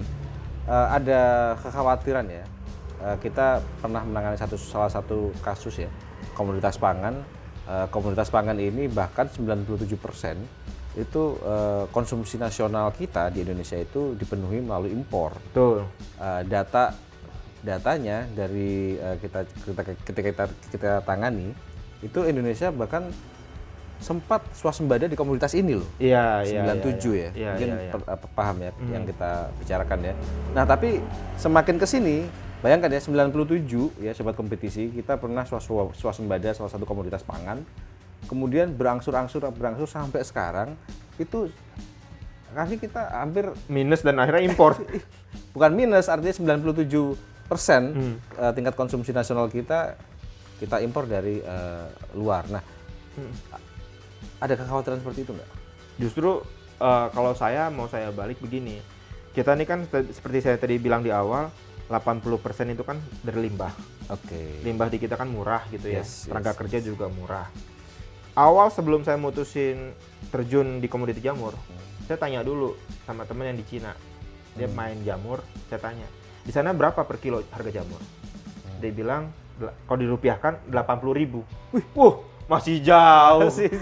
Berarti kalau kita dari raw material ini masih gapnya lumayan, artinya untuk bisa bersaing di terbuka. Iya, di sisi bahkan ada potensi untuk dilempar keluar kan dengan harga yang menguntungkan banget tadi. Iya, jadi maksud saya ke depan berharap kalau memang ini dapat dukungan support juga dari pemerintah, saya mau sasar pasar-pasar yang deket dulu deh. Singapura misalnya, Malaysia, ya kan, tepung jamurnya di Indonesia gitu. Nah, kalau misalkan bisa begitu, kita juga ke teman-teman nih, kalau misalkan emang harga lagi panen raya, itu kita serap gitu. Jadi petani itu tumbuh gitu, grafiknya tuh naik gitu. Nah, itu yang harapan kita sih, kita bisa sinergi di arah situ. Gitu. Kalau dari sisi riset ya, riset and development ya, R&D, kan tadi sempat dikatakan bahwa ada ya penelitian tapi tidak kemudian aplikatif atau tidak diaplikasikan di industrinya, maksudnya berhenti di pengembangan keilmuan saja. Itu menjadi kekhawatiran juga untuk Helmi ya. Karena kan kita perlu ya, yang namanya ini kan perlu diteliti terus nih untuk dapat. Jadi pernah saya gitu. bilang sama tim saya yang bagian di bibit ya, dia pernah dapat sampel satu bibit, dia pakai bagus. Ketika minta lagi, wah itu kemarin cuma ini aja Pak, penelitian aja, jadi kita nggak produksi lagi. Nah itu yang jadi masalah akhirnya. Jadi apa ya, buat kita ngembangin lagi kan berarti kan perlu SDM yang benar-benar dari kita sendiri kan. Nah gitu, makanya saya bilang wah kalau kayak gini caranya kalau sampel-sampel aja ya susah gitu kan. Jadi bikin buat sampel, tapi kalau misalnya kita mau beli banyak segala macam nggak bisa. Jadi harus dipikirkan untuk industri ya, untuk skala produksi. Betul. Nah ke depan sih kita konsepnya memang pengennya kita emang ada khusus ya, kita mungkin entah sifatnya kerjasama sama perguruan tinggi atau segala macam kan. Nah jadi begitu dapet ya kan memang bisa diimplementasikan ya, kita yang bikin produksinya, dikembangkan gitu supaya kita bisa naik level. Ya walaupun kita memang profit oriented, tapi kalau untuk skala komunitas gitu kita kasih ya harga temen. Nggak, maksudnya gini, kalau kita komunitasnya kita udah bagus, kapasitas udah gede, kita dapat pasar ASEAN saja, menurut saya ya worth it lah gitu. Jadi next kalau misalnya ada petani-petani jamur yang masih muda, ya itu generasi penerus kita. Oke, untuk masuk ke retail modern ada masalah nggak sih? Tadi kan saya tangkapnya mungkin saya keliru ya. Saya tangkapnya kan seolah-olah dilemparnya itu ke pasar tradisional gitu. Betul. Sudah masuk ke retail modern? Belum. Kenapa belum? Karena menurut saya kalau ke retail modern ini agak kurang pas kalau misalkan jamur fresh. Oke. Karena dia kan cuma kan biasa kalau misalkan komoditas lain itu 2 minggu kalau misalkan ke pasar modern ini, dan pembayarannya pun 2 minggu. Nah begitu saya bilang bisa nggak tiap hari? Bengong juga mereka. Tiap hari berarti harus terus-terusan gitu kan, ganti-ganti. Mereka bilang boleh, tapi yang dibayar yang kejual aja. Wah di sini yang repotnya. Gitu. Ya udahlah, mungkin di next kalau misalnya tepung, nah mungkin cocok untuk di modern market. Di modern market iya, untuk tepungnya. Tapi tepung. Tadi pasar tradisional, pasar modern sudah kita bahas juga di aplikasi ya, marketplace juga sudah mulai disasar ya. Betul. Untuk masalah penjualan ada problem nggak sih? Pemasaran dan penjualan terlepas tadi ya, misalnya ada kelakuan dari petani besar yang coba untuk memainkan harga lah, untuk mematikan pesaing-pesaing kecilnya tadi. Ya kalau untuk saat ini ya, ini kan kasuistik ya. Ya yang kita alami ya sekarang nih anomalinya nih ya pasar tuh sepi. Pasar tradisional sepi. Karena kondisi ekonomi yang itu. Tapi yang menarik tadi ya, Helmi ya, sempat tapi saya perlu untuk sampaikan ya.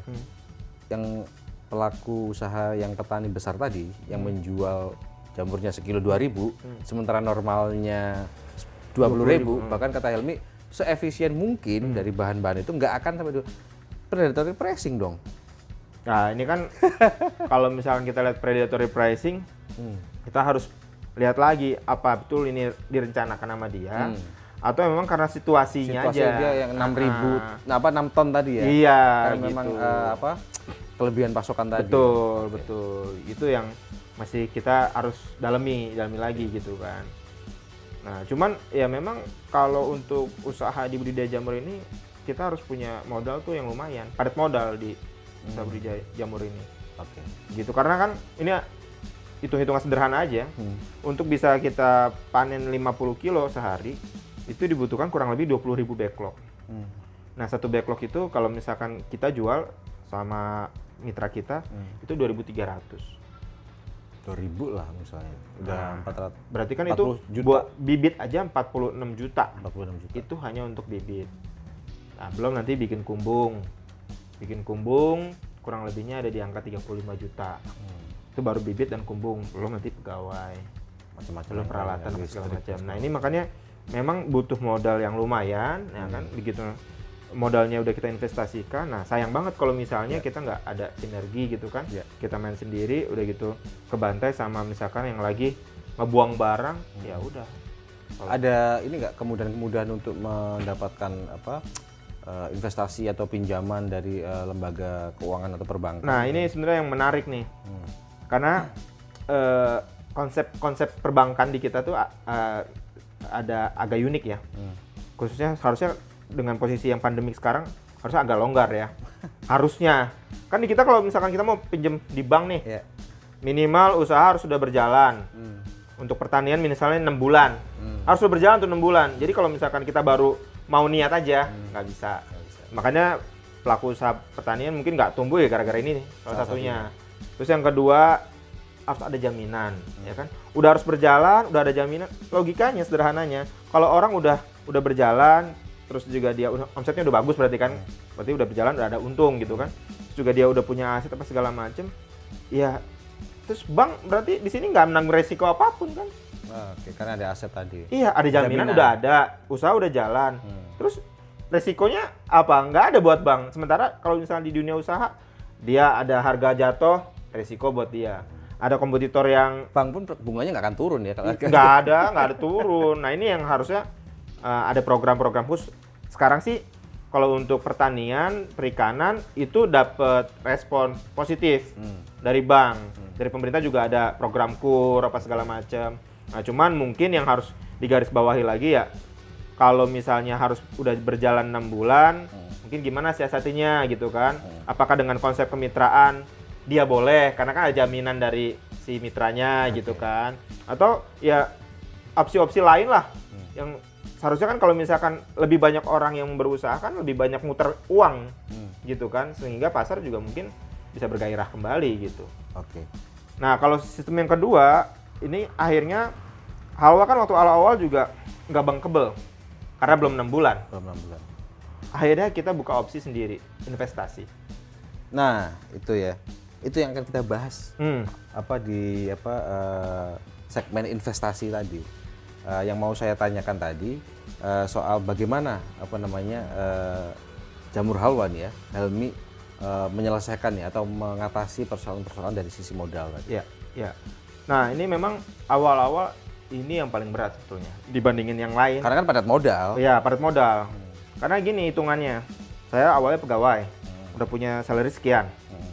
Nah, untuk bisa ambil salary sekian, omset saya harus sekian. Oke. Kan gitu. Seperti pertanyaannya istri tadi. Iya. Nah, berarti kan kalau omsetnya harus sekian, minimal kita produksi harus sekian. Nah, ini kan terus-terusan begitu kan muternya. Nah, waktu itu di awal-awal gimana caranya? Udah yang lain nggak mau lagi gitu kan, saya sendiri modal juga pas-pasan gitu kan. Ini gimana? Oh, saya ingat. Zaman sekarang anak mudanya itu adalah yang dijual bukan pengalaman, Ide ya. ide, target, planning dan sebagainya. Itulah akhirnya yang saya jual. Oke. Saya jual itu ke investor ya kan. Nah, itu mulai ada sambutan baik sampai sekarang. Jadi bisa dibilang Halwa itu gede ya karena bantuan teman-teman investor itu. Itu murni dari, itu kan bisa dikatakan masih kecil ya. Masih istilahnya menjaring investor kecil lah. Tidak ada nih rencana untuk katakanlah menggait investor yang lebih besar. Nah, kemarin betul ada tawaran sebetulnya dari salah satu BUMN Brunei. Oke. Minimal dia mau injek $2 juta. Wih. Gitu. Nah, cuman ya balik lagi. Kita itu kan lebih ngerti internal perusahaan kan. Apakah emang kita levelnya udah bisa ke sana gitu kan? Atau kita memaksakan ke sana gitu. Karena kita bisnis maunya jangka panjang. Okay. Jangan sampai kita pegang uang banyak tapi uang itu lebih banyak di kas perusahaan. Kan nggak bagus nggak juga. Muter juga ya. Nggak muter gitu. Nah, lebih baik kita jalan sesuai growth-nya gitu kan. Nanti kalau misalkan udah waktunya ya kita nggak apa juga open gitu. Gitu. Jadi sudah ada yang mau injek. Ya. Ada nggak yang mau ambil gitu ya akuisisi? Karena di podcast kita sebelumnya itu memang ada informasi untuk pelaku usaha UMKM yang growth ya, yang katakanlah sudah 100 miliar, 200 miliar, itu menjadi salah satu incaran dari korporasi-korporasi besar. Apalagi jika bisnis dari pelaku usaha UMKM ini menunjang bisnis utama dari korporasi besar ini. Iya. Ada nggak yang sudah menawarkan nih? Nah, karena kita yang agak menariknya di kita, sebetulnya kalau misalkan di jamur itu, selain tepung itu, sebenarnya nggak ada lagi tuh bisa maksudnya yang perusahaan emang yang udah pakai masif produk tepung gitu belum ada.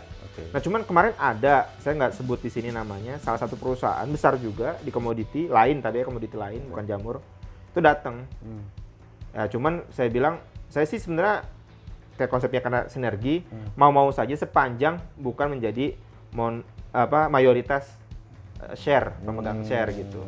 Jadi kalau misalkan kita kolaborasi pun, saya bakal ngelepas share tapi bukan share yang mayoritas. Karena kalau begitu kita udah dikuasai dengan share mayoritas mereka punya, kita jadi nggak bisa kreatif lagi karena kan menunggu persetujuan gitu kan. Oke. Gitu. Jadi konsepnya kita sih kita mau sinergi tapi asal kita yang masih pegang mayoritas share-nya. Dan artinya masih memegang manajemennya Betul. untuk operasional dan segala macam. Tadi sempat disinggung sedikit ya bahwa untuk tepung jamur sendiri itu tingkat konsumsinya masih rendah ya. Masih rendah. Karena gini, pemakaian dari jadi kaldu jamur itu kan ada banyak komponen bahan-bahannya ya. Nah, tepung itu cuman salah satu itemnya aja. Jadi memang masih rendah banget, tapi kan kalau yang produksinya perusahaan besar gitu kan, dia distribusinya juga udah nasional. Nah, mungkin itu yang bisa jadi potret gitu. Karena kemarin teman saya pelaku UMKM itu produksi kaldu jamur itu kapasitasnya sebulan 500 kilo tepung yang dia pakai. Itu sekelas UMKM. Nah, berarti kalau 500 kilo tepung berarti kan harus 5 ton jamurnya. Betul, karena 10 kali lipat. 10 kali lipatnya gitu kan. Nah, kalau misalkan Itu setiap hari? satu bulan. Nah, kalau sekelas perusahaan-perusahaan industri yang sudah besar, saya kira lebih banyak dari itu. Dan kita juga pernah sih riset kecilan bahwa industri bumbu dapur ya, bumbu masak ini triliunan.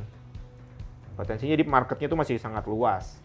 Gitu. Itu kita baru bicara domestik ya. Belum kita ngomongin yang ekspor. Kalau ekspor itu kurang lebih harga tepungnya itu 1 kilo di angka 400 ribuan. Oke, jadi kembali ke soal investasi tadi, ketika menghimpun investasi atau dari investor-investor kecil ya, pernah mengalami ini nggak sih kerugian gitu? Iya. Kan pasti sistemnya seperti apa sih sistemnya? Mereka masuk investasi, kemudian yang ditawarkan adalah pasti profit ya. Iya.